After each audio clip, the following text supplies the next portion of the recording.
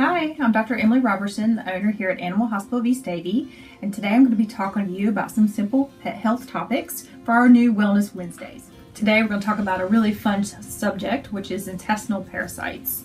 This time of year we're seeing a lot of dogs and cats having intestinal parasites. And I know that most people think about, when they think of dogs having worms, they think about the common round worm that looks like spaghetti, and that one is very common but also pretty easy to take care of.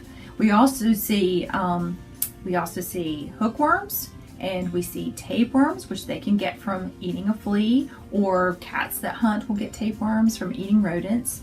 We'll also see whipworms, and mostly what we've seen right now is a small protozoan parasite called coccidia, and it makes their stool look kind of yellowy orangey, and the animals can be really sick from this. So if you think that your pet has a problem, is having some loose stool, you need to bring their stool sample by the animal hospital so we can check it and make sure we get on appropriate medication, because there's completely different medicines that we use depending on if it's roundworms versus coccidia, and also there are things that can be spread to people and of course spread to your other pets, and you want to make sure that that does not happen.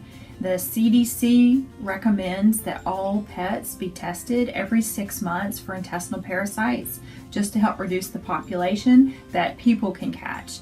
If you have your dog on a heartworm prevention that you've purchased through the animal hospital, you're actually giving your pet a dewormer once a month, and which dewormer, which intestinal parasites it gets, will depend on which product that you use.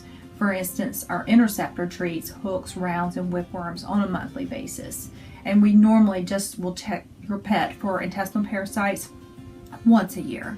But if you don't have them on heartworm prevention, which I suggest that you do, then you probably should be testing your pets about every 6 months. And as your daily FYI, they get intestinal parasites many different ways.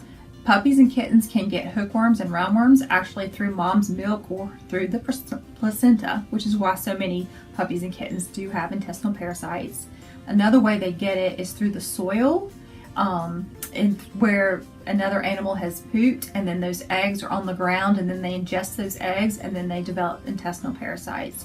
And like I mentioned already, tapeworms they get from eating a flea or from eating wild rodents.